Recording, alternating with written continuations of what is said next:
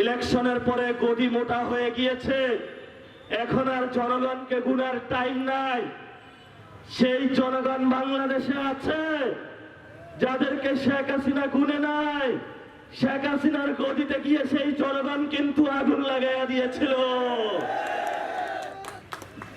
শেখ হাসিনার আসন আরো বেশি ছিল, 200 আসন পেয়ে তারেক রহমান এত পাংখা গজাইছে, এত আকাশে উঠতেছে।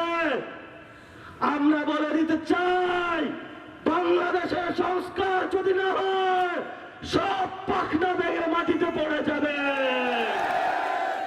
সেই বাংলাদেশ বিরোধী শক্তি ভারতের সাথে গিয়ে হাত মিলিয়েছেন, আওয়ামী লীগের সাথে ভোট ব্যাংকে আঘাত করেছেন।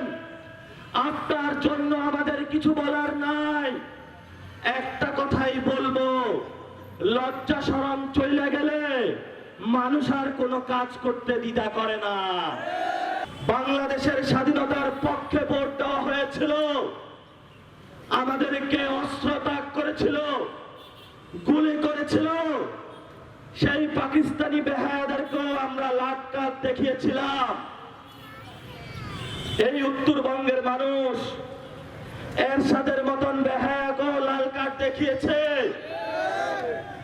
যদি আরো কোন নতুন বেহায়া বাংলাদেশে সৃষ্টি হয়, সেই বেহায়াকে আমরা শুধু লাল কার্ড নয়, নতুন আরো কোন কাজ শেখ হাসিনাকে আমরা দেখিয়েছিলাম, আরো কড়া কার্ড তাদেরকে দেখানো হবে। আজকে প্রধানমন্ত্রী বিএনপির জন্য চালু করেছে কৃষি কার্ড, ধর্ম কার্ড, প্রবাসী কার্ড।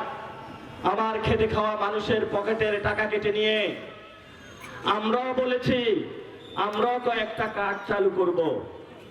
1 নাম্বার হলো সন্ত্রাসী কার্ড, এটা হলো বিএনপিকে দেওয়া হবে।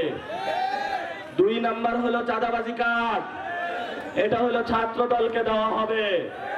3 নাম্বার হলো দখলবাজি কার্ড, এটা হলো যুব দলকে দেওয়া হবে।